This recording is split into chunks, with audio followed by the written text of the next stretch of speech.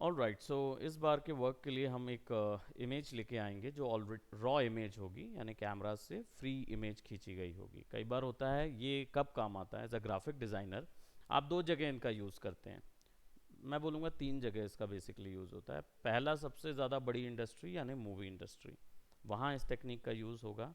उसके लिए कई बार क्या होता है कि जब मूवी ली जाती है, शूट की जाती है, तो जैसे मान लो हमारे बैकग्राउंड के सीन्स को शूट कर रहे हैं, यहाँ से बाहर का एक्सटीरियर शूट कर रहे हैं, तो आपको हमारा बोर्ड मिलेगा, हमारे इंस्टीट्यूट का बोर्ड मिलेगा। तो इस इंस्टीट्यूट के बोर्ड को अगर मूवी में, मूवी वाले क्या करते हैं, ये शूट ले लेते हैं पूरा, और फिर कंपनीज जिन जिन के यहाँ नाम आए हैं ना, उनको अप्रोच करते हैं कि देखिए आपकी कंपनी का यहाँ पे नाम आया है, क्या आप प्रमोशन करवाना चाहते हैं, ताकि उसको हम वहीं रहने दें, अदरवाइज़ हम उसको रिमूव कर देंगे।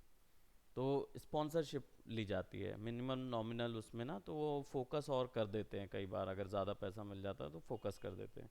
और कई बार आपने देखा होगा डायरेक्ट प्रोडक्ट प्लेसमेंट होती है मूवीज़ में, डायरेक्ट प्रोडक्ट प्लेसमेंट होती है, वो डायरेक्ट हीरो लेके आ जाएगा प्रोडक्ट को और सामने में नाचेगा। तो जो भी चीज़ है, हमारे यहाँ पे क्या होगा, हमें अगर ये बात आई कि उसे रिमूव करना है, तो हमें वीडियो में से कोई चीज़ ऐसे रिमूव करनी होगी कि पता ना चले कि वो चीज़ वहाँ पे थी भी, यानी वो नेचुरली रिमूव होना चाहिए। तो वहाँ पे इन टूल्स का यूज़ होता है, पहली चीज़। दूसरी चीज़, हमारे ग्राफिक डिज़ाइनिंग में ही जब फ़ोटो स्टूडियोज़ की लाइन पे आप काम करते हो, तो फ़ोटो स्टूडियोज़ की लाइन पे भी रीटचिंग का यूज़ होता है। कई बार होता है कि वो लोग बोलते हैं कान की बाली अलग कर दो भाई, या बाल एक्स्ट्रा निकला हुआ तो वो अलग कर दो, शर्ट का कोई एक हिस्सा जो है वो सिलवट बाहर गई है तो उसको अंदर कर दो या उसको क्लीन कर दो, या बैकग्राउंड पे कोई पर्सन आ गया है जिसको हमें नहीं चाहिए इमेज में, तो वो हम अलग करना हो। राइट, ऐसी कोई भी चीज़ जो चीज़ आपको नहीं चाहिए, इस प्रोसेस को अलग करना। तो मूवी लाइन में इस प्रोसेस को बोलते हैं क्लीन प्लेट। ठीक है, यानी बैकग्राउंड का क्लीन अप करना, ये चीज़ मूवी लाइन में बोली जाती है। फोटो स्टूडियोज लाइन में बोला जाएगा इस चीज़ को हीलिंग। राइट, इसको रिप्लेसमेंट बोलते हैं, स्क्रीन रिप्लेसमेंट बोलेंगे। ठीक है, यानी कि वो सारी चीज़ें अलग कर दिया ऐसे कि पता ना चले। और ग्राफिक डिज़ाइनिंग लाइन में इस चीज़ का यूज़ पैटर्न क्रिएट करने में भी होता है। इस चीज़ का यूज़ इमेज जो भी आपके पास आती है, क्या होता है कई बार पोस्टर्स जब बनाने होते हैं ना, तो जो प्रोडक्ट का ओनर होता है वो ना पोस्टर को ऐसी मतलब प्रोडक्ट को ऐसी रख के ना उसकी फ़ोटो खींच के भेज देता है। अब ऐसी सिचुएशन में क्या होता है, आपके पास कोई ऑप्शन नहीं रह जाता कि आप उसको क्लीन अप करने के अलावा, क्योंकि फ़ोटो में ग्रेन्स भी होंगे, फ़ोटो में हो सकता है कि वो अप्रोप्रिएट रैपर लगा ना हो, उसमें सिल्हूट आ गई हो। इन सब चीज़ों को रिमूव करके इमेज को ऐसा दिखाना होता है जो अच्छी होती है। राइट, कई बार होता है कि इसका पूरा फ़ोटो शूट करा लेते हैं प्रोडक्ट का, तो जब फ़ोटो शूट कराते हैं तो वो तो बाकायदा 3 पॉइंट लाइटिंग सेटअप लगाएंगे, बीच में प्रोडक्ट रखेंगे और बड़े अच्छे से फ़ोटो खींच लेंगे। तो उसमें क्या होगा, क्वालिटी आ जाएगी, तो आपको फिर वहाँ ये सब करने की ज़रूरत नहीं। लेकिन अगर किसी ने नहीं कराया है तो वो बस यही बोलेगा कि भाई ये देखो ये प्रोडक्ट है, इसका बना दो। तो अब आप क्या बनाएंगे और कैसे बनाएंगे। राइट, तो आज हम लोग जो वर्क कर रहे हैं वो कुछ इसी तरीके का होगा। हम लोग अभी फेस के साथ रीटचिंग करेंगे। ठीक है, रॉ इमेज को कैसे इन्हेंस करना है, उसकी रीटच कैसे करनी है, वो उस पर आज जाएंगे। और प्रोबेबली एक चीज़ बता दूं, वो ये कि जो प्रीवियसली आप जो भी वर्क बना रहे थे, अब नए वर्क जो बनाएंगे वो कॉन्सेप्ट के आधार पे बनाएंगे। ठीक है, अब कॉन्सेप्ट एक्सप्लेन करना होगा कि ये मैंने क्यों बनाया और क्या के लिए बनाया। इसका एक उदाहरण मैं दे देता हूँ, जस्ट एन एग्जांपल। क्या हुआ, प्रीवियसली हमारे दिन के एक स्टूडेंट ने एक वर्क बनाया।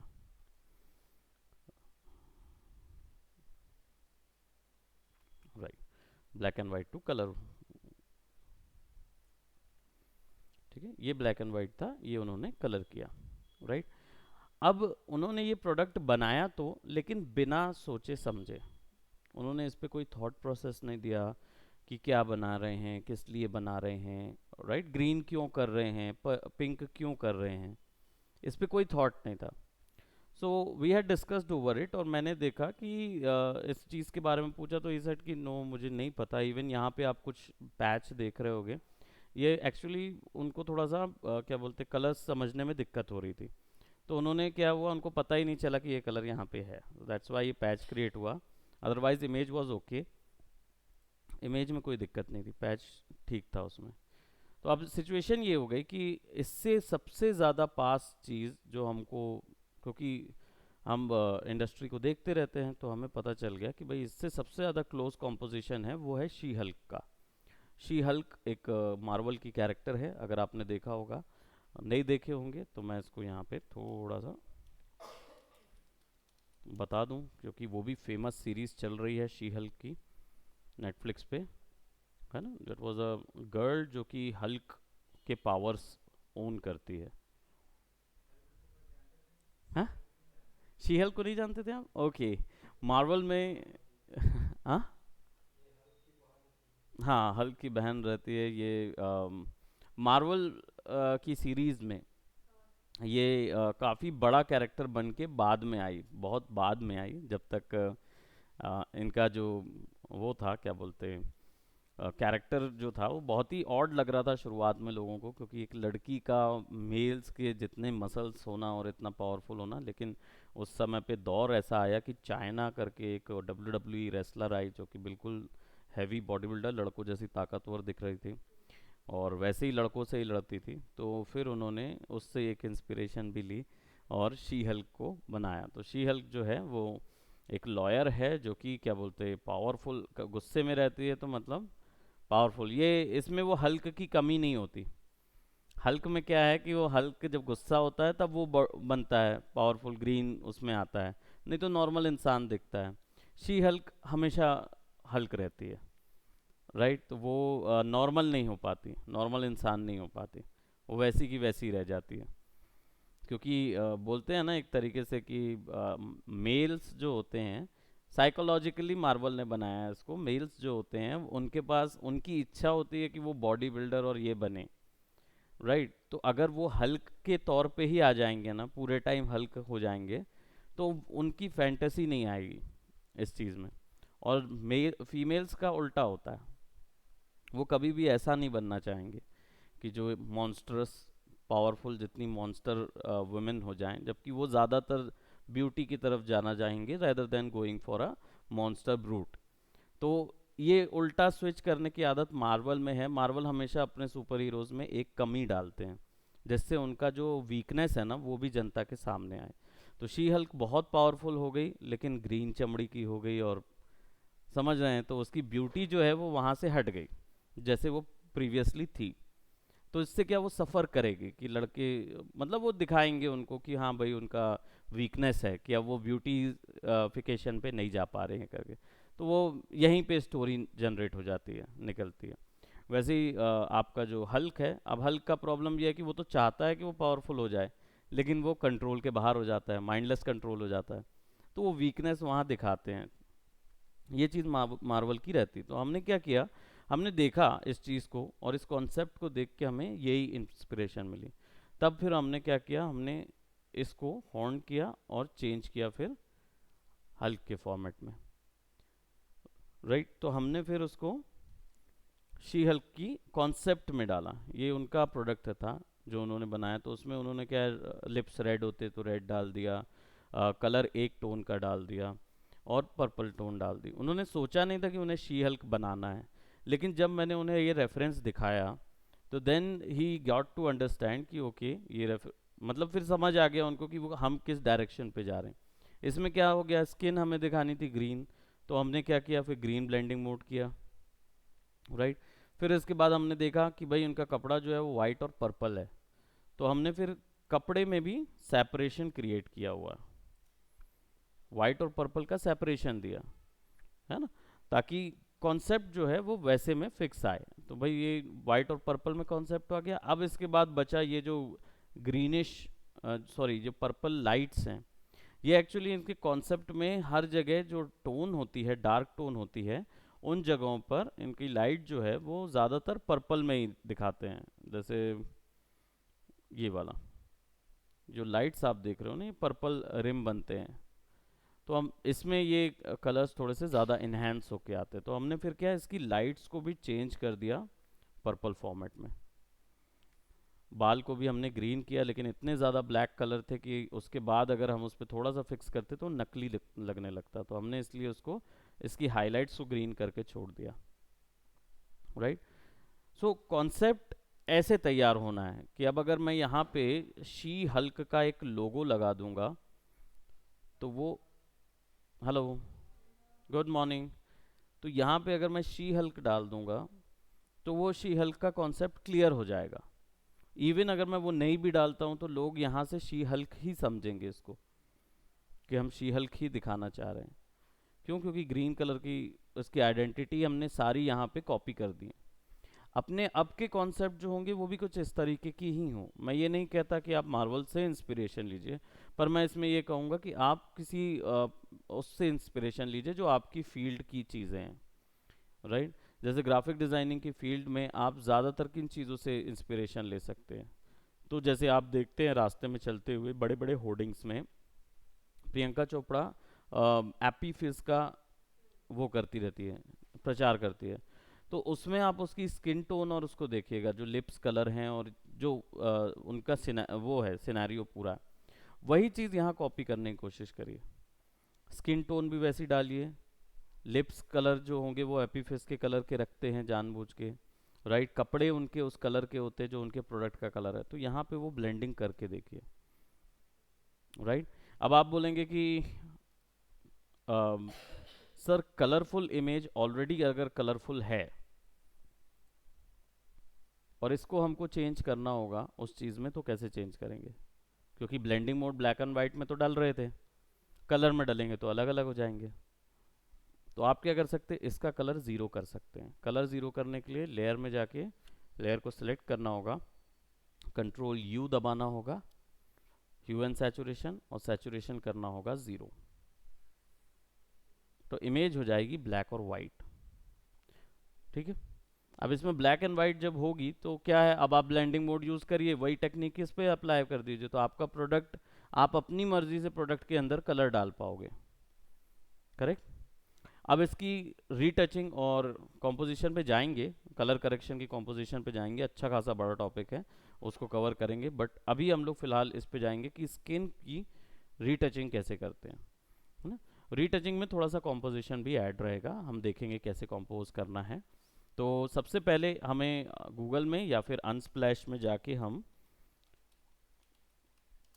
रॉ फोटोग्राफ सर्च करेंगे, राइट। रॉ फोटोग्राफ कुछ इस प्रकार की होती हैं जो कि बिना किसी एडिटिंग के ली गई इमेज होती है। दैट मीन्स आपने फ़ोटो बस खींची, उसमें कोई फ़िल्टर अप्लाई नहीं था, ना आपने उसका एक्सपोजर एडजस्ट किया, ना कुछ किया, बस आपने सिंपल जगह देखी, पिक खींचा एंड देन डन, राइट। अब हम इस फोटोग्राफ में कोई भी एक रॉ फोटोग्राफ लेते हैं, ओके।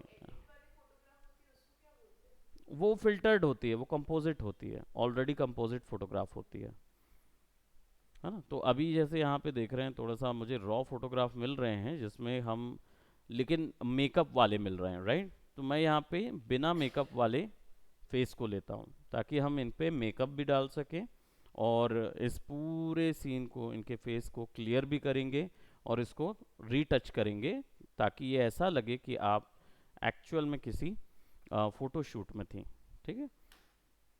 तो इनको सेलेक्ट करेंगे and will put it right over in my this, और इस फोटो को फिक्स करेंगे। फिक्स करने के लिए हमें सबसे पहले क्या करना होगा, इनके ब्लेमिशेस, इसको ब्लेमिश बोलते हैं, ये जो चेहरे पे आपको दाग धब्बे दिखते हैं इनको ब्लेमिश बोलते हैं, या स्कार हो गया, कुछ कट गया है, ये सब चीज़ें ब्लेमिश कहलाती हैं। तो ब्लेमिशेस को रिमूव करना है तो उसके लिए आपको सबसे पहले इन हिस्सों को ब्लेंड करना होगा, इन हिस्सों को गायब करना होगा। गायब कैसे करेंगे, सबसे पहले इसका एक कॉपी निकाल लेंगे, कंट्रोल जे, लेयर का कॉपी, क्यों, ताकि जो मेन वाला लेयर है वो आपका बचा रहे, इसको बचा के रखना रहेगा,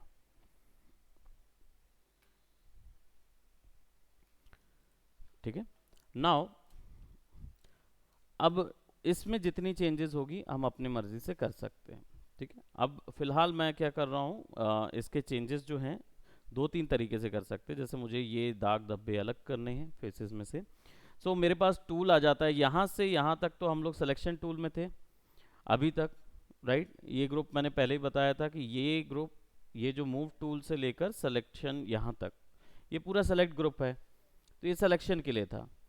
तो ये इसमें आपने ये टूल तक तो हमने ऑलरेडी एक्सप्लोर कर लिया है।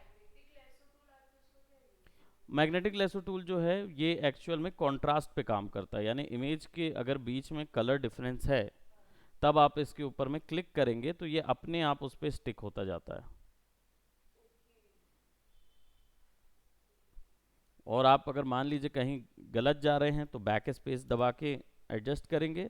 और या फिर आप अगर मान लीजिए वो पकड़ता नहीं है, जैसे आपको ये गाल का हिस्सा चाहिए, तो क्या है वो ग्रे कलर के कारण इधर उधर हो जाएगा। तो अगर आपको वैसा नहीं चाहिए तो आप क्लिक कर करके भी उसका एक पॉइंट बता सकते हो उसको कि किस एंगल पे जाना है।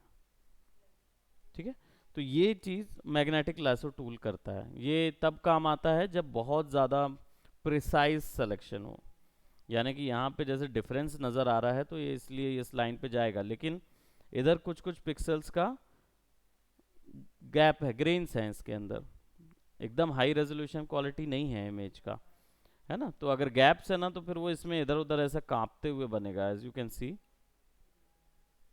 है ना, वो एक स्ट्रेट लाइन में नहीं बनेगा। ठीक, काम वैसे ही करता है, ऐड वगैरह सारा कुछ इस पे वही है। सिलेक्शन टूल है तो इसकी ये प्रॉपर्टीज हर सिलेक्शन टूल में रहेगी। नाउ अब हमारा ये जो पोर्शन है इसमें फ्रेम टूल बाद में देखेंगे।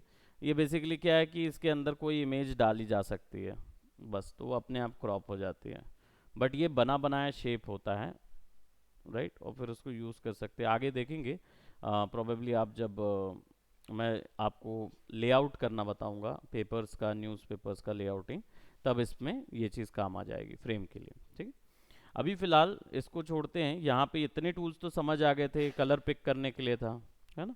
इसके अंदर और भी कलर पिकर हैं, हम लोग इसको आगे देखेंगे, कलर सैम्पलर्स वगैरह, 3D कलर मटेरियल। 3D वाला आपके किसी काम नहीं आएगा कभी, क्योंकि आप अभी 3D के लिए जा नहीं रहे हैं, ना ही आप उसमें देख रहे, तो वो मतलब भी नहीं है, बट देख लेंगे कितना काम आता है कहाँ तक। अब आ जाते हैं ड्राइंग ग्रुप का सबसे पहला टूल जो था स्पॉट हीलिंग ब्रशेस, राइट। ये जो हीलिंग ब्रश है ये एक्चुअल में रिस्पॉन्सिबल होता है इमेज के में से रिप्लेसमेंट करने का, अलग करने का चीज़ें। तो अभी जैसे मैं इसमें स्पॉट हीलिंग ब्रश लिया हुआ है मैंने, इसके ऑप्शन बार में देखिए ज़्यादा ऑप्शंस नहीं होंगे, यहाँ तक तो बिल्कुल ड्राइंग ग्रुप है तो ये हिस्सा सब में सेम होगा, ड्राइंग ग्रुप के सारों में ये हिस्सा सेम होगा, क्योंकि इसमें ब्लेंडिंग मोड भी मिलेगा और आपका ब्रश साइज़ या ब्रश का शेप, ये चीज़ें यहाँ पे मिलेगी। ठीक है, तो अब मैं क्या कर रहा हूँ, ब्रश मेरा जो है वो सर्कल है और यहाँ पे जो ब्लेमिश है वो भी सर्कुलर है, तो मैं इसको बाकायदा थोड़ा सा बड़ा रखूँगा।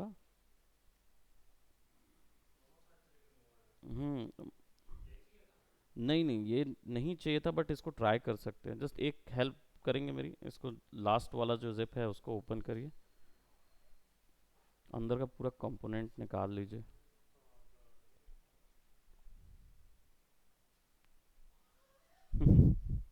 है ना, या इसको लगा के देखिए। इसको ना वो अकाई वाली टीवी है ना इनकी पुरानी वाली, उसमें देखना है। हाँ, ये वाली में लगा के देखो तो। अनबॉक्सिंग थी, not the real one, actually real वाला जो एनियस वाला, गेम भी एनियस के ही है पूरे 620। चल गया तो फिर मैं समझ जाऊंगा, अदरवाइज इसका रिफंडेबल प्रॉब्लम हो रहा है ना, रिफंड नहीं हो रहा। एक्चुअली फ्लिपकार्ट से मंगाया था मैंने, तो जो मैन्युफैक्चरर जिसने मुझे भेजा है वो उसको मैंने उसका ही उधर पे स्टिकर चिपका हुआ है, तो उसके स्टिकर पे मैंने वो किया, व्हाट्सअप किया। उसने बोला ये प्रोडक्ट आपको कैसे मिल गया, मैंने बोला फ्लिपकार्ट से ऑर्डर किया था, मुझे मिल गया। बोलता हमने 6 महीने पहले ही बंद कर दिया फ्लिपकार्ट, आपके पास कैसे आ गया। वही तो मैंने बोला, अब आ गया है तो आ गया है। एक्चुअली में उसके पीछे के वायर्स नहीं थे, that's why I asked him, because he has some history, तो उन्होंने लेके आए उन्होंने। मैं बोला देखो लगा के देखते हैं कुछ काम, ओके। तो ये हिस्सा जो है ये कंप्लीट हमारा पुराने हर ब्रश में रहेगा, ये हिस्सा हर ड्राइंग ग्रुप में ये मिलेगा। इसमें देखने लायक चीज़ होती है ये वाले हिस्से, ये जो स्पॉट हीलिंग है ये ऑलरेडी कंप्यूटर से कैलकुलेट करके गायब करता है, इसलिए इसको और कोई वैल्यू की ज़रूरत नहीं पड़ती। यहाँ पे सैंपल ऑल लेयर्स ऑफ है अभी फ़िलहाल, मैं ऑफ कर दे रहा हूँ, चेक था। ऑफ करने पर लेयर को सेलेक्ट करके उसके ऊपर में जैसे ही ब्लेमिश के ऊपर आप एक क्लिक करोगे, is there something happened? Nothing. But आप इसको क्लिक करके अगर, एक मिनट,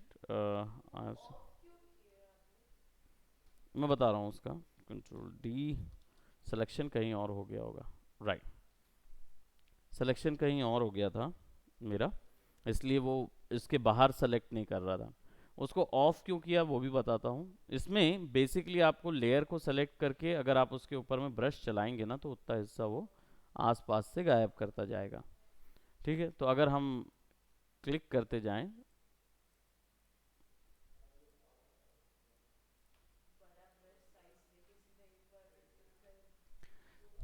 अगर आप बड़ा ब्रश साइज लेंगे और एक बार में कर पिक करेंगे तो क्या होगा?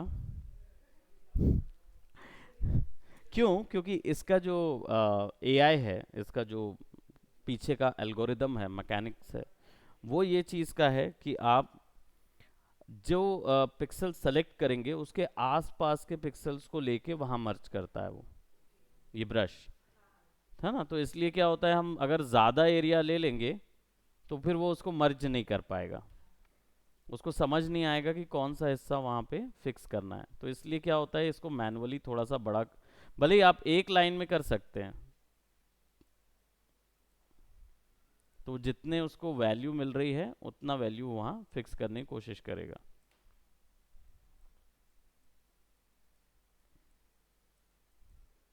राइट, अब अगर मैं ओरिजिनल वाली देखूं तो, है ना, अब मान लीजिए आपको ओरिजिनल इमेज भी, इस इमेज को भी इंटैक्ट रखना है, यानी इसको भी ख़राब नहीं करना है, इसके ऊपर में भी चेंजेस कर रहे हैं तो वो नहीं करना है। वो क्यों नहीं करना है? क्योंकि आपको बाद में स्किन की प्लास्टिक तरीके का क्रिएट करते ना, स्किन को थोड़ा सा प्लास्टिसिटी देना है, वैसा कुछ स्पेकुलर देना है, तो हम लोग इसको क्या करते हैं, इसको वैसे का वैसे ही रखते हैं, इसको वो नहीं करते, क्या बोलते, चेंज नहीं करते। ठीक है, तो क्या करेंगे फिर ऐसे, तो एक नई लेयर लेंगे आप, ठीक है, नई लेयर लेके यहाँ सैंपल ऑल लेयर्स ओपन कर दीजिए। इसका मतलब अब इसके नीचे जितनी लेयर्स आएंगी उन सब में ये काम करेगा, और स्टोर कहाँ करेगा, यहाँ। तो क्या होगा, नेक्स्ट टाइम अगर कुछ गड़बड़ी हुई तो सारी गड़बड़ी इधर होगी, ओरिजिनल इमेज में कोई गड़बड़ी नहीं होगी। ठीक है, ये फ़ायदा है उस चीज़ का। तो अब थोड़ा सा इसको बढ़ाते हैं, और मैं यहाँ से बस जब क्लिक करके ड्रैग करता हूँ तो मैं क्या सोचता रहता हूँ मालूम, मैं वो हिस्से क्लिक करूँगा तो पहला क्लिक जहाँ होगा उतना हिस्सा रिमूव रिमूव करना है, लेकिन किसके साथ रिप्लेस करना है, रिमूव करना है तो किसके साथ, तो खाली वाला जो स्किन एरिया है मैं वहाँ ड्रैग कर देता हूँ, तो क्या होता है वो वहाँ का उठा के उधर डाल देता है। अगर आप क्या करेंगे, वहीं वहीं क्लिक करते रहेंगे और छोटा रखेंगे तो छोटी चीज़ जाएगी, लेकिन अगर बहुत बड़ा कर देंगे तो देखिए वो कहीं से भी उसने उठा के वहाँ डाल दिया, उसको चॉइस नहीं रहती है कोई, है ना। तो ऐसे सिनारियोज में आपको ये बस उस जगह ले जाइए जिस जगह पे ज़्यादा वो नहीं है, गायब नहीं है, गैप नहीं है।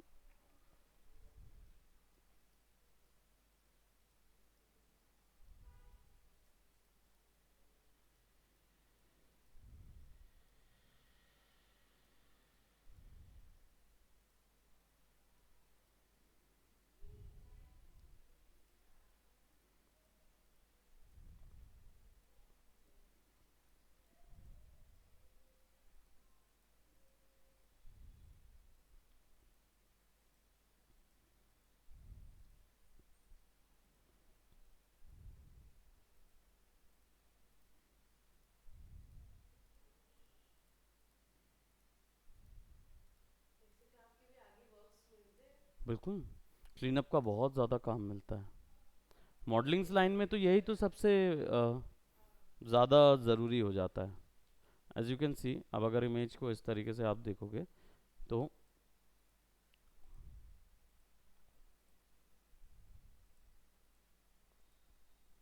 राइट।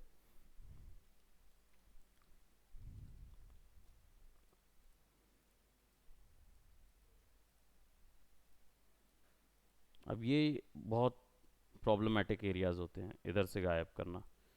क्यों? क्योंकि जहाँ शेडो डार्क हो जाएंगी, डेंस हो जाएंगी, वहाँ गलतियाँ नज़र आने लगती हैं। ठीक है, तो ये हमारा स्पॉट हीलिंग ब्रश है। अब जहाँ पे, और ये प्रोसीजरल काम करता है। अब मान लीजिए कुछ कुछ एरियाज हैं जहाँ पे खाली जगह मिलेगी, जैसे यहाँ पे हमको खाली जगह मिलेगी तो हम खाली जगह को सेलेक्ट कर देंगे तो वो उसको अच्छे से ब्लेंड कर देगा। लेकिन अगर आपके पास वो खाली जगह नहीं है, बहुत ज़्यादा डार्क ग्रेन्स हैं, बहुत ज़्यादा है, तो फिर ऐसी जगह पे क्या करना होगा, आपको कहीं और से उठाना होगा उसको। मतलब यहाँ चेंज कर रहे हैं लेकिन उठा यहाँ से रहे हैं सैंपल। ठीक है, तो वहाँ से उठा के वो इधर ब्लेंड करता रहेगा। तो ऐसी सिचुएशन में आपको इसको चेंज करना होगा। यहाँ पे 3 मोड्स मिलते हैं: कंटेंट अवेयर, क्रिएट टेक्सचर और प्रॉक्सिमिटी मोड। इसको ऐसा समझिए, ये 3 वो तरीके हैं कैलकुलेशन के कि ब्लेंड कैसे करना है। ठीक है, तो इसमें आपका कोई योगदान नहीं होता। आपका केवल योगदान होता है इस चीज़ में कि अगर मान लीजिए प्रॉक्सिमिटी मैच का मतलब होता है कि इसमें वैल्यू मिल जाती है आसपास की, ब्रश की आसपास की वैल्यू जो सबसे बेस्ट होगी वो वहाँ फिक्स कर देगा। आपको वैल्यू नहीं डालना पड़ता, बाय डिफ़ॉल्ट 5 पे है तो 5 ही रहने दीजिए, 7 तक जाता है। ये कैलकुलेशन की वो है, अगर आपके पास रैम ज़्यादा है तो 7 रख के करिए तो वो ज़्यादा परफेक्ट मैच करेगा। कैलकुलेशन की स्पीड है वो, तो वो ज़्यादा बेटर तरीके से मैच करेगा। कंटेंट अवेयर में वो परेशानी ख़त्म हो जाती है कि आपको वैल्यू देखने की ज़रूरत नहीं, वो कंप्यूटर ही पता लगा लेगा कि कौन सी वैल्यू बेस्ट है और उसके अकॉर्डिंग करेगा। और क्रिएट टेक्सचर तब यूज़ करें जब आपके पास इमेज में वो जगह जो है बिल्कुल प्लास्टिक हो गई, यानी उसमें कोई ग्रेन्स नहीं है। तो जैसे ही आप किसी खाली जगह पे क्लिक करेंगे ना, तो ये क्या करता है, उस जगह पे ग्रेन्स बना देता है। ये दिख रही है, ये ग्रेन्स बना दिया। तो ये आर्टिफिशियल ग्रेन्स है, ओरिजिनल इमेज के ग्रेन्स ये हैं। ठीक है, अब ये तो काफ़ी ढेर सारी चीज़ें हैं, अब इनको रिमूव करना है तो हीलिंग ब्रश पे आ जाते हैं।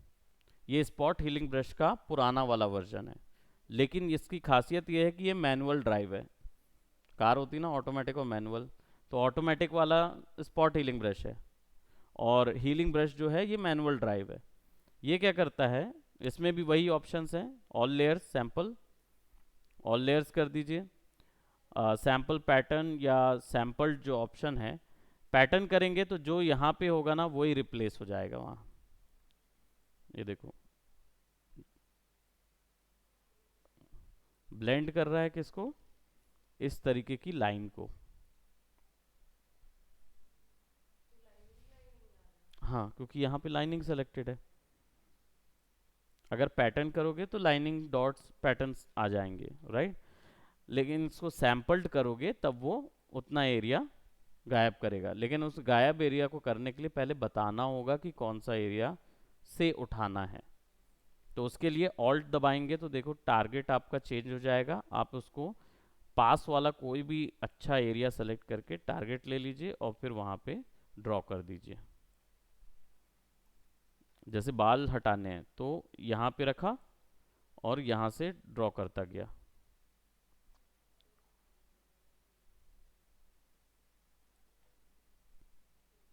तो बोहें जो होगी वो पतली हो जाएंगी। क्लीन अप के लिए यहाँ रखिए, ऑल्ट दबा के दबाए रखिए और क्लिक कीजिए और फिर उसके बाद क्लीन कर दीजिए। अगर आपको लग रहा है कि वो एकदम परफेक्टली गायब नहीं है, फिनिश नहीं है, ट्रिम करने की ज़रूरत है।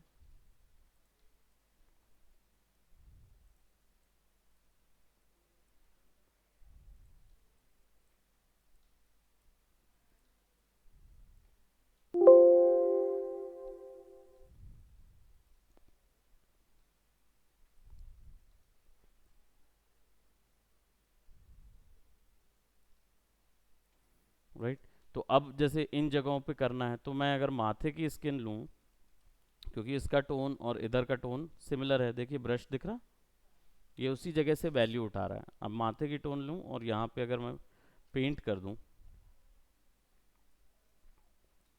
तो क्या होगा, ज़्यादा वैल्यूज़ मैं स्किन की वहाँ डाल पाऊँगा।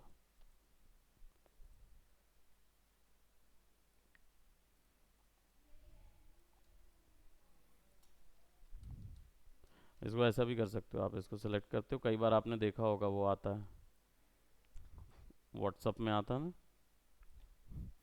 दो दो तीन तीन आँख रहती है, और हाँ, वैसी कोई भी चीज़ रहती है ना, तो आप कहीं से भी उठा सकते हो उसको। अब क्लीनअप का ये तरीका जो है, ये मैनुअली तरीका है, ये तब लगता है जैसे अब मुझे कान की इनकी कोई चीज़ अलग करनी है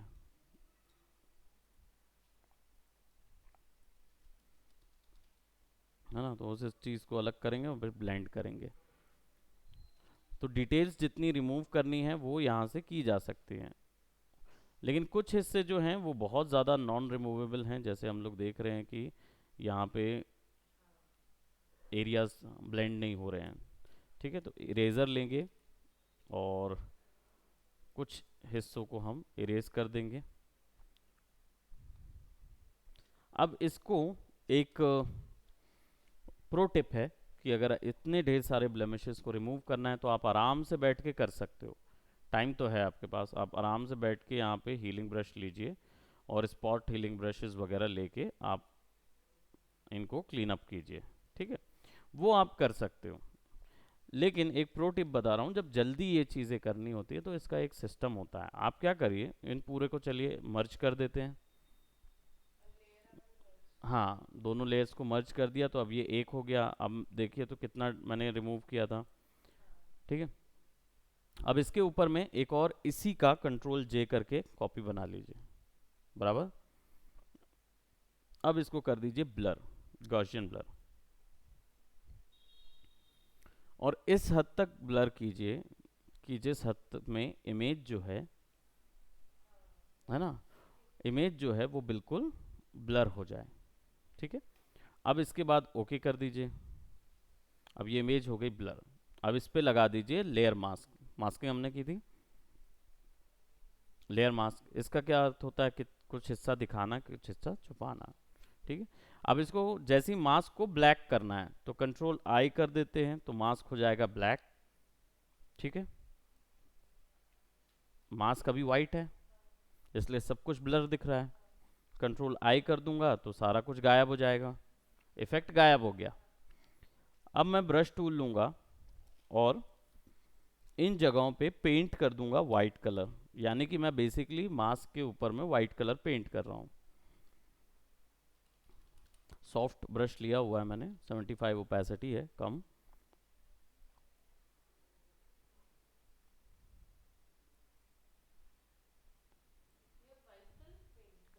हाँ, और वो मैंने ब्लर किया हुआ है ना, तो वो यहाँ पे आएगा।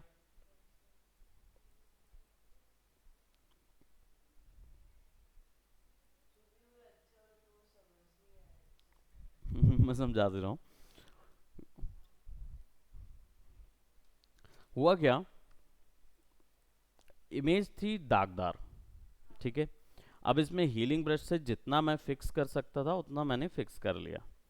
अब प्रॉब्लम ये है कि नीचे के जितने एरियाज हैं उनके लिए फिक्स करने के लिए आसपास कोई साफ एरियाज नहीं है। तो नहीं है तो क्या करना होगा, पता लगाना होगा कि भाई अब कहीं और स्किन तो मिल नहीं रही है फिक्स करने के लिए, तो क्या करेंगे ऐसी सिचुएशन में।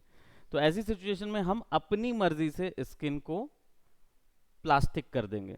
तो प्लास्टिक कैसे करेंगे स्किन को, ब्लर अप्लाई मारेंगे। ब्लर से क्या होता है, पूरा सॉफ्ट हो जाता है, कुछ समझ ही नहीं आता। तो हम क्या करते हैं, स्किन को, इस इमेज को लेके हमने ब्लर मार दिया। हाँ, है ना, इमेज को ही मारेंगे क्योंकि कोई दूसरी चीज़ है ही नहीं जिसको आप ब्लर मार सकते हो, तो आपको इमेज को ही ब्लर करना होगा। तो आपने उसको क्या किया, उसका एक डुप्लीकेट मैंने बार बार ऊपर इसलिए लिया है ताकि मेन ओरिजिनल ख़राब ना हो। तो डुप्लीकेट को आप क्या करेंगे, ब्लर कर देंगे। अब इसको इस स्तर तक ब्लर कीजिए जिस स्तर में आपको को लग रहा है कि इमेज जो है वो अब ठीक है, उसकी ज़्यादा ब्लर भी मत कर दीजिए कि इमेज पूरी क्वालिटी लूज हो जाए, है ना, और एकदम कम भी मत कर दीजिए कि बिल्कुल डिटेल्स पूरी समझ में आने लगे, है ना। तो वो नहीं, हमें चाहिए है कि ये डिटेल्स रिमूव हो जाएं, जो ब्लेमिश की डिटेल्स है, जो चेहरे के ब्लेमिश की डिटेल्स है, ये रिमूव हो जाएं। तो उस स्तर तक हम इसको थोड़ा सा ब्लर करेंगे। अब यहाँ यहाँ देखिए, आपको समझ आ रहा क्या कहीं कि कौन सी वैल्यू जा रही कौन सी नहीं, कहाँ पे डब्बा है कहाँ दाग है, बहुत हल्का सा समझ में आ रहा है। तो इतना ब्लर आप इसको कर दीजिए कि आपको वो समझ ना आए, और फिर ओके कर दीजिए।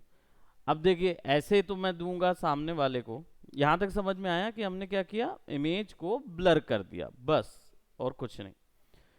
फंडा बस ये था कि वो डिटेल्स गायब हो जाएं। अब बात ये है कि मैं अगर ऐसे इमेज दिखाऊंगा तो लोग बोलेंगे ये तो ब्लर इमेज है, डिटेल्स समझ नहीं आ रही। तो मैंने एक फंडा प्रीवियस क्लास में आप लोगों को एक ऐसे ही ज्ञान दिया था कि हमारा ह्यूमन लोग जो हैं वो क्या चीज़ देख के पहचानते हैं, आंखें, भौं, बाल, इन चीज़ों को देख के पहचानते हैं। तो भौहें तो परफेक्ट है, आंख भी परफेक्ट है, इसमें तो कोई दाग धब्बे नहीं है, और ये भी परफेक्ट है, राइट।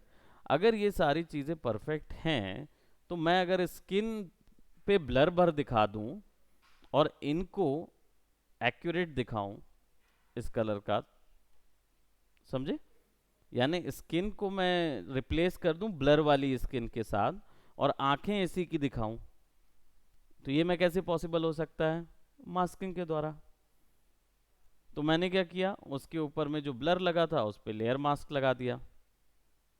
अब लेयर मास्क क्योंकि जैसे ही आप बाय डिफ़ॉल्ट यहाँ से क्लिक करके लगाते हैं तो वो वाइट वाले लेयर मास्क में आता है। वाइट वाले का मतलब होता है रिवील ऑल, हर चीज़ दिखाओ। तो हर चीज़ दिखाओ पे लगा हुआ है तो सब कुछ ब्लर दिख रहा है, और हमें चाहिए कि कुछ कुछ हिस्सों पे ब्लर नज़र आए और कुछ कुछ हिस्सों पे ओरिजिनल इमेज नज़र आए। ये हमारा पॉइंट है। तो हम इसको हाइड ऑल कर देंगे, कंट्रोल आई से हाइड ऑल होता है। अब ब्लैक हो गया मास्क, मास्क ब्लैक हुआ, तो आप सोच रहे होंगे कि ये इतना क्लियर कैसे आ गया। ये इसलिए क्योंकि नीचे वाली लेयर दिखा रहा है, जो आपने सेलेक्ट किया वो गायब हो गई है, वो है ही नहीं वहां पे, ठीक है। अब ये जो ब्लैक वाली इमेज दिख रही है, ये जो ब्लैक आपको दिख रहा है ना यहाँ थंबनेल मास्किंग वाला, इस मास्क पे जब जब मैं वाइट पेंट करूंगा वहां वहां पे मुझे वो इमेज नजर आएगी। सैंपल के लिए अगर मैं बात करूं, देखिए मैं इसको सेलेक्ट कर रहा हूं ऐसा, रोशन चिल्लाओ नहीं, तो ये गुड मॉर्निंग गुड मॉर्निंग, ये हिस्सा सेलेक्ट किया, ऑल्ट बैक स्पेस किया, तो क्या हुआ, जो मास्क किया हुआ वाला इमेज था ना वही हिस्सा बस दिखा रहा है उसका, वो नीचे वाली इमेजेस नहीं दिखा रहा है मेरे को। क्लियर, समझे, यानी दागदार इमेज के ऊपर में ब्लर वाली इमेज रखा, ब्लर वाली इमेज को कर दिया गायब, और अब मैं डिसाइड करूंगा कि कितने हिस्से पे ब्लर वाली इमेज दिखे और कितने हिस्से पे ब्लर वाली इमेज ना दिखे, बस, और कुछ नहीं करना है। तो इस प्रोसेस के बाद हमने क्या किया, बस मैंने डब्बा पेस्ट करने के बजाय मैं ब्रश से पेंट कर रहा हूँ, क्योंकि इसका सिद्धांत कैसे काम करता है मास्क का, कि जितना हिस्सा ब्लैक होगा उतने हिस्से पे इमेज नहीं दिखेगी, यानी जो ब्लर इमेज है वो इधर नहीं नजर आएगी, क्योंकि उतना हिस्सा यहाँ पे काला है।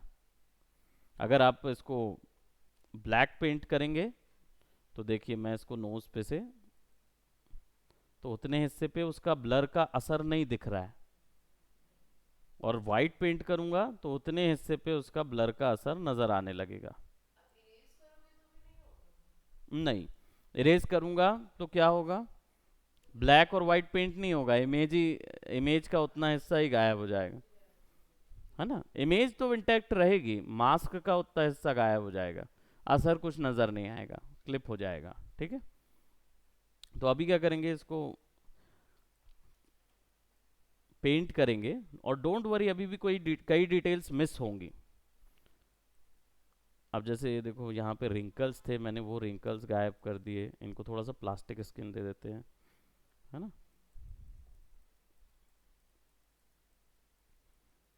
देखो कितना स्मूथ हो गया। हाँ, अपने को स्मूथ लग रहा है, पर दिखा तो वो ब्लर ही रहा है ना बेसिकली। तो ये ट्रिक है जो कि क्या बोलते हैं, ओवर द टाइम सीख जाते हैं कि भाई इमेज कैसे काम करती है। तो समझ आ जाता है कि हाँ भाई देखिए, अब यहाँ पे मुझे जो हिस्सा में डिटेल्स कम देनी है, बस उतने ही हिस्से को मैं दिखा रहा हूँ।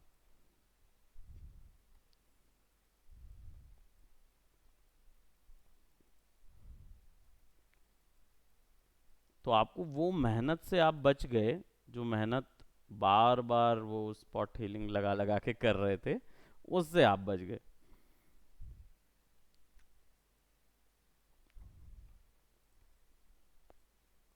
आंखों की डिटेल्स भी हमको दिख रही है, राइट। अब कुछ डिटेल्स हैं, उसके लिए हम थोड़ा सा इसको छोटा कर लेते हैं, ब्रश को छोटा करके यहाँ पे फिक्स इसकी। अब ये डॉल वाला फेस हो गया ना जो,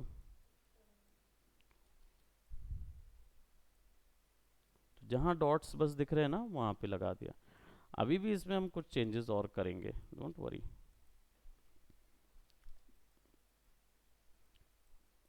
आप इसको कंट्रोल कर सकते हो पूरी तरीके से, है ना। अब सब जगह पे करना है तो फटाफट।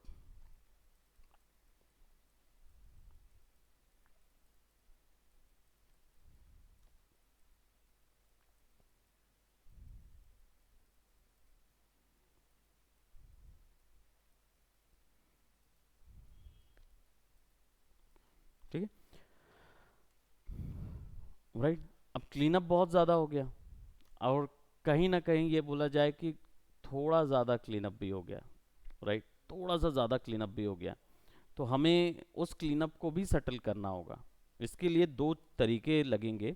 एक तरीका है फिल्टर को, यानी फिल को हम क्या करेंगे, थोड़ा सा कम कर देंगे, यानी ट्रांसपेरेंसी बढ़ा देंगे। ब्लर ट्रांसपेरेंसी बढ़ाएंगे तो क्या होगा, मैं इसको 80 कर देता हूँ। क्या हुआ, पीछे की थोड़ी सी डिटेल्स स्किन की ऊपर दिखने लगी, हल्की डिटेल्स नज़र आने लगी। हल्की डिटेल्स नज़र आने से क्या होता है, बिलीवेबिलिटी बढ़ जाती है। अब आप बोलो कि ये इमेज जो है वो प्रीवियसली इतने ज़्यादा ब्लेमिश में थी, लेकिन हमने उसको क्या किया, क्लीन अप कर दिया, राइट। फिल्टर्स जो आते हैं ना आपके, कैमरा फिल्टर्स, ब्यूटी फिल्टर वगैरह जो होते हैं ना, वो यही काम करते हैं, जो हम मैनुअली अभी करके देखें। ठीक है। तो दूसरा, यहाँ पे कुछ और डिटेल्स भी हैं जो गायब हैं, तो उन डिटेल्स के लिए शेडो डिटेल्स जो है ना वो गायब हो रही है। तो शेडो डिटेल्स एक्यूरेट करने के लिए यहाँ पे डॉज एंड बर्न टूल होते हैं। इसको ऐसा समझिए, ये तीनों, तीन इमेज में जो शेड्स होते हैं, ब्लैक और वाइट शेड्स जो होते हैं, ये तीन कैटेगरी के अंदर बनते हैं। कौन कौन से, ये तीन नहीं हुए हाईलाइट, मिड टोन और शेडो, सुने हैं ना ये चीज़, राइट। शेडो सबसे डार्क एरिया होता है और हाईलाइट सबसे ज़्यादा हाईलाइटेड एरिया यानी वाइट एरिया होता है इमेज का। ये तीन उस पे बनते हैं। तो ये जो टूल्स हैं ये तीनों वैसे ही कंट्रोल करते हैं। डॉज हाईलाइट्स को कंट्रोल करेगा, मतलब ये वाइट ही करेगा, ये वाइट ऐड करेगा। बर्न टूल ब्लैक ऐड करेगा। और स्पंज जो है ये मिड टोन की तरफ लेके आएगा, अगर हाईलाइटेड है तो उसको मिड टोन करेगा यानी माइनस करेगा, और शेडो है तो उसको हाईलाइट करेगा। तो ये मिड टोन पे लेके आने की कोशिश करता है। तो हाईलाइट पे जाएंगे तो अभी ये जो कैरेक्टर की हाईलाइट है देख रहे हैं यहाँ यहाँ नोज में, नोज की थोड़ी हाईलाइट कम हो गई है, हल्की हल्की नज़र आ रही हैं बट थोड़ी सी कम हो गई हैं। तो इसको क्या करेंगे, बढ़ाएंगे। यहाँ से मैं ब्रश का साइज बढ़ाता हूँ, डॉज टूल पे हूँ, ओ शॉर्टकट है इसका, और यहाँ पे ऑप्शन बार में वही तीन ऑप्शन मिलेंगे, शेडो, मिड टोन्स, हाईलाइट, क्योंकि वो डिजिटल इमेज के ऊपर में आप हाईलाइट कर रहे हैं। तो अगर इसको हाईलाइट कर देंगे और एक्सपोजर 100% है, दैट मीन्स हर जगह वाइट होने लगेगा। और ये ब्लैक एंड वाइट पे नहीं करना होगा इसको, इसको हमें इमेज के ऊपर करना होगा। देखो कैसा आ रहा है ना, है ना, वैसा आ रहा क्योंकि 100% एक्सपोजर है। तो 100% नहीं रखना है, यानी आप सूरज जितना जला रहे हैं, राइट, तो वो मत कीजिए, इसको कीजिए कम से कम 40,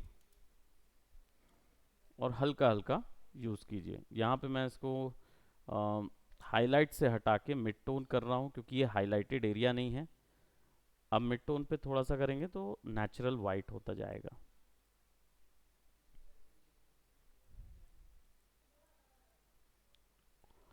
हाईलाइट में क्या हो रहा था, बर्न होने लगा था, हल्का हल्का रेड कलर दिखने लगा था, कलर्स जो हैं वो रेड होने लगे थे, तो वो नहीं चाहिए था क्योंकि इमेज इटसेल्फ में इतना हाईलाइटेड एरिया कोई भी नहीं है।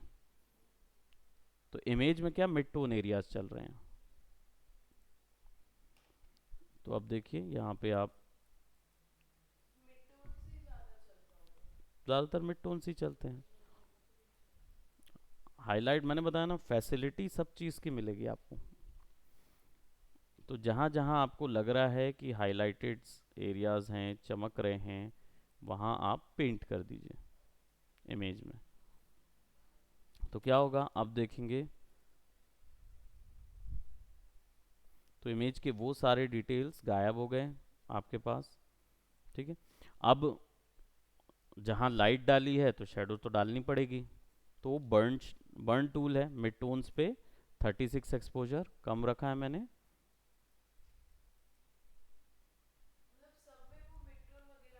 हम्म। हाँ, इसका नहीं, इसका मतलब मिड टोन होता है, इसका मतलब शेडो होगा और इसका मतलब हाईलाइट होगा। मतलब ये है कि डॉज टूल जहाँ पे भी क्लिक करेंगे वहाँ वाइट बढ़ाता जाएगा, ब्राइट करता जाएगा। इस फंडे को पकड़िए, जहाँ पे भी आप क्लिक करोगे वहाँ ब्राइट होता जाएगा। तो अगर हाईलाइट पे डालोगे तो और ब्राइट करेगा, अगर शेडो पे डालोगे तो शेडो को ब्राइट करेगा, मिड टोन पे डालोगे तो मिड टोन को ब्राइट करेगा। ठीक है, बर्न टूल पे जाओगे तो वो उसको डार्क करेगा, तो हाईलाइट पे डालोगे तो हाईलाइट को, मिड टोन पे डालोगे मिड टोन को, वैसा। इसीलिए उन पे असर नहीं आएगा। तो आसपास पे जितने कलर मैंने बताया, 100 टू 92 टू 100 काम नहीं करेगा।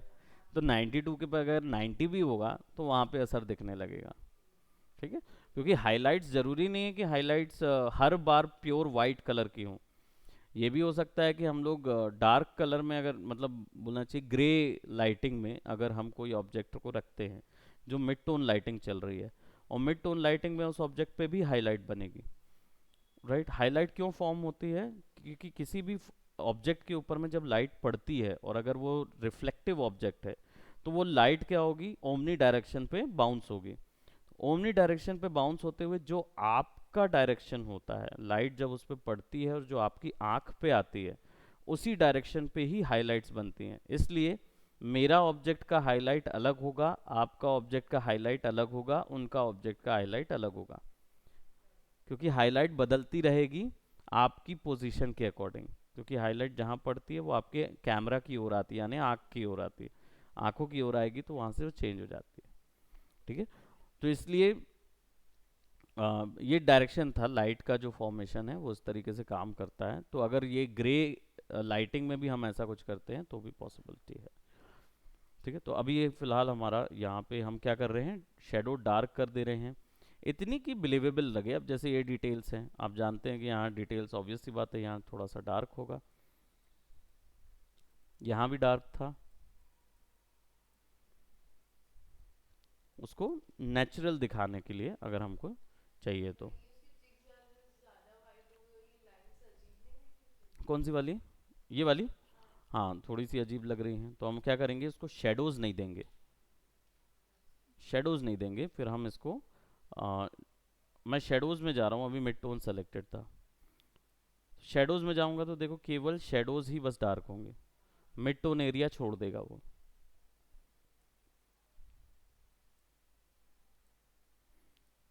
हल्का सा वाइब्रेंट आ जाएगा, जो एकदम ब्लैक हो रहा था वो हट जाएगा।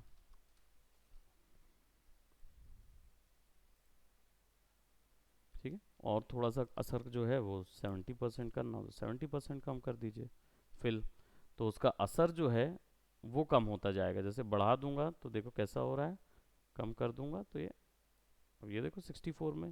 नाइस। आप उसकी वैल्यू सेट कर सकते, ज़रूरी नहीं है कि पूरा प्लास्टिक कर दोगे किसी का भी फेस, पूरा अगर डिटेल्स करेंगे तो वो ऐसा ही दिखेगा रियल में भी। अगर आपकी भी पूरी स्किन डिटेल्स अलग कर दी जाएं तो भी हमारा चेहरा ऐसे ही नज़र आएगा, है ना। इसलिए बोलते फाउंडेशन भी थोड़ा सा देख के लगाना चाहिए है ना। तो इसलिए क्या है कि इसको हम 64 वैल्यू तक रखेंगे तो ये थोड़ा सा स्किन की डिटेल्स भी नज़र आएंगी। राइट, अब आप चाहो तो इसके ऊपर में ये जो हिस्से हैं इन हिस्सों को, जे शॉर्टकट है आपका स्पॉट हीलिंग ब्रशेस का, आप इन हिस्सों में इसको अप्लाई कर सकते हो, है ना। इसको ऑफ कर लेना। तो अगर ये हिस्से अब आप रिमूव भी कर देते हैं कैसे भी ब्लेंड किए,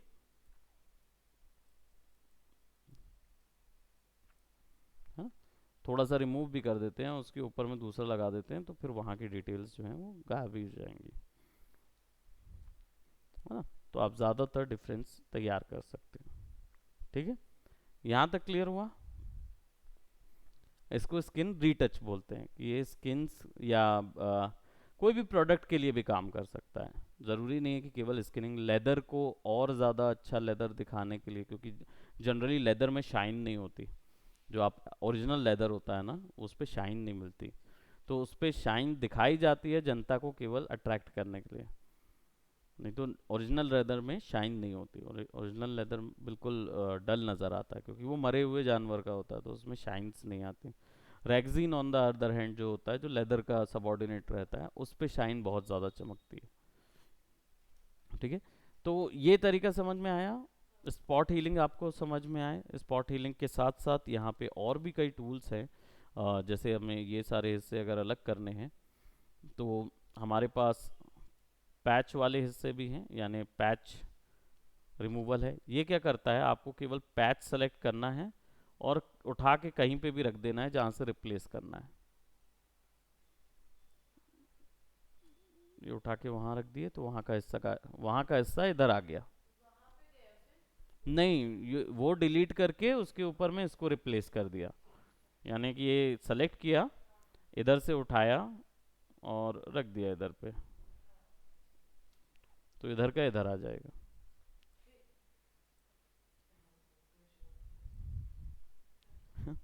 अब ये कब आता है, नाम के तौर पे ये पैच टूल ना जनरली इसीलिए बनाया गया कि जो कपड़े के साथ सिलवेट्स आती हैं, कपड़े के साथ जब वर्क करते हैं ना तब इसकी ज़रूरत पड़ती है।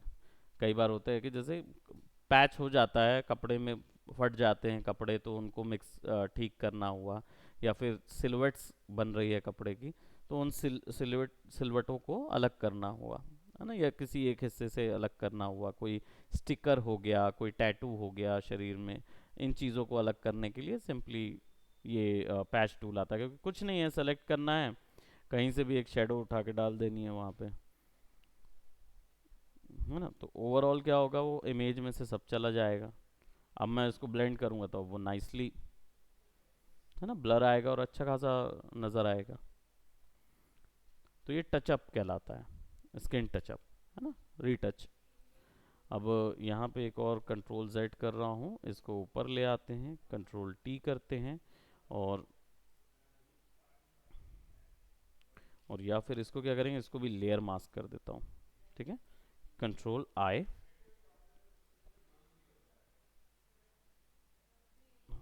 सेंटर से सेलेक्ट करेंगे, और इस मास्क को मैं थोड़ा सा मूव करके इधर रख रहा हूँ। ठीक है, और यहाँ पे ऑल्ट बैक स्पेस, तो ये बिफोर एंड आफ्टर वाला जो दिखाने के लिए चाहिए होता ना वो, है ना। और ये जो बीच में अभी ब्लेंड है, ये बीच में ब्लेंड नहीं लग रहा है, एकदम कटा कटा सा नज़र आ रहा है, थोड़ा सा अगली जाएगा वो। तो इसलिए क्या है, इस पर डबल क्लिक कीजिए मास्क पे, तो मास्क की प्रॉपर्टीज़ आपको यहाँ मिल जाएगी। डेंसिटी मास्क यानी मास्क की ट्रांसपेरेंसी। ठीक है, इसको कम करेंगे ना तो पूरी इमेज दिखने लगेगी, इस तरफ में भी इमेज दिखने लगेगी। तो मास्क की ट्रांसपेरेंसी डेंसिटी से कंप्लीट होता है, और फेदर जो है वो मास्क के एजेस को स्मूथ करने के लिए होता है। तो अब ये ब्लेंड हो गया। है ना, यहाँ से साफ होते होते होते होते धीरे धीरे डार्क हो रहा है।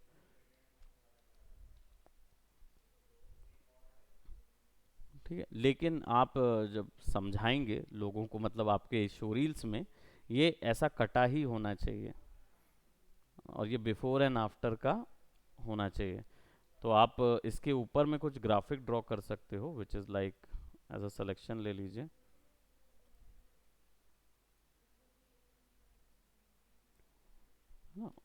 Let's take it as a frame, और इस फ्रेम में ये हिस्सा और ये हिस्सा ऐसा डुअल फ्रेम बना लीजिए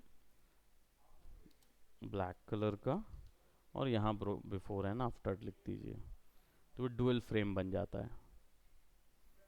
और या फिर आप फिर कोई वाइट कलर का लेना चाहें, और या मत भी दिखाइए, कोई इशू नहीं है, बस ब्लर मत करिए।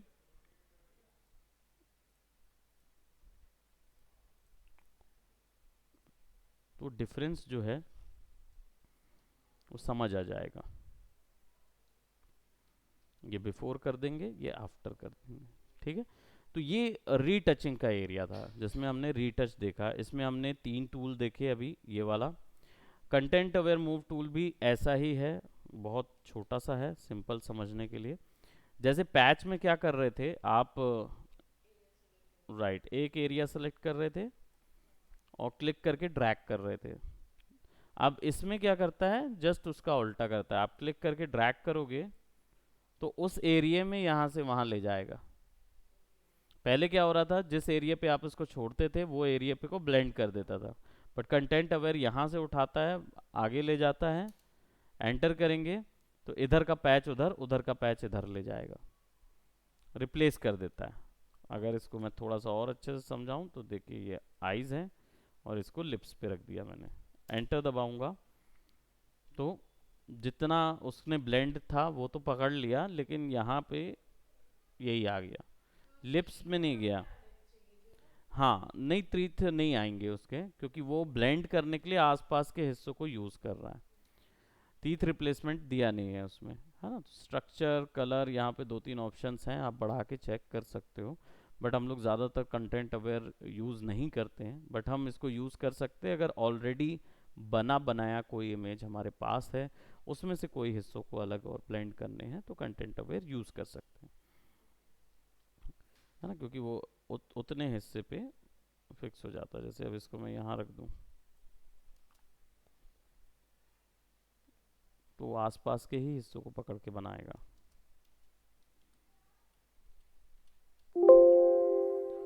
And last one is red eye. Red eye, ये जब फ्लैश में आप किसी की फ़ोटो खींचते हैं तो आंखें जो हैं वो चमकने लगती हैं, और कई बार ऐसा होता है कि रेड आई जो है वो चमक के रेड दिखने लगती है। तो आपने नोटिस किया होगा इसको, ये एक फिनोमेना भी बन गया है इमेजेस में, कि रेड आई इफेक्ट को ईविल बोलते हैं, और या कुछ इस तरीके के इफेक्ट्स आ जाते हैं ना जब कैमरा डायरेक्ट फ्लैश के साथ सामने से फ़ोटो खींचे जाए, तो ये रेड आई इफेक्ट आता है। तो इसको रिमूव करने के लिए फोटोशॉप ने एक अलग से टूल ही दे दिया, रेड आई टूल। इसमें क्या होगा, आप सिंपली आई को सेलेक्ट करेंगे, मैं यहाँ पे दिखा दूँ, ब्राउन है,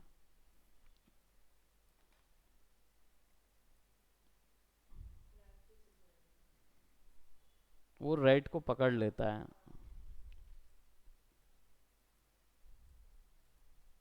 इसलिए रेड आई इफेक्ट बोलते हैं, क्योंकि इसका एआई आंखों पे बड़ा अच्छा काम करता है। बिल्कुल करेगा। लिपस्टिक में भी एक डार्कन अमाउंट पे हम लोग काम करेंगे ना, 100% डार्कन करते हैं, है ना। कुछ कुछ पकड़ रहा है, कुछ कुछ नहीं पकड़ रहा है।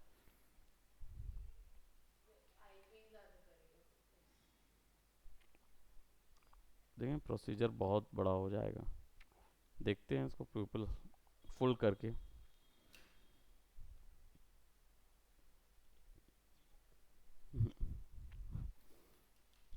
वो आई पे, इसीलिए वो टूल अलग से सेपरेट बना हुआ है, क्योंकि वो आई पे बहुत अच्छा काम करता है, लेकिन बाकी चीज़ों पे काम नहीं करता।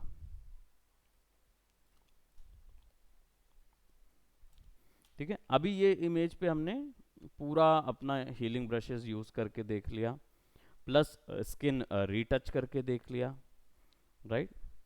तो ये जाके आप इसको यूज़ करिए स्किन रिटचिंग को। अभी इमेज को इन्हेंस नहीं किया है, यानी कि इमेज की लाइट्स और शेडोज़ पे कोई टचअप नहीं किया हमने, हमने केवल स्किन टचअप किया है, उसकी इमेज के ऊपर में ही जो हाइलाइट्स वगैरह हैं उसी को फिक्स किया है, लेकिन लाइट्स और शेडोज़ को फिक्स करना बाकी है अभी।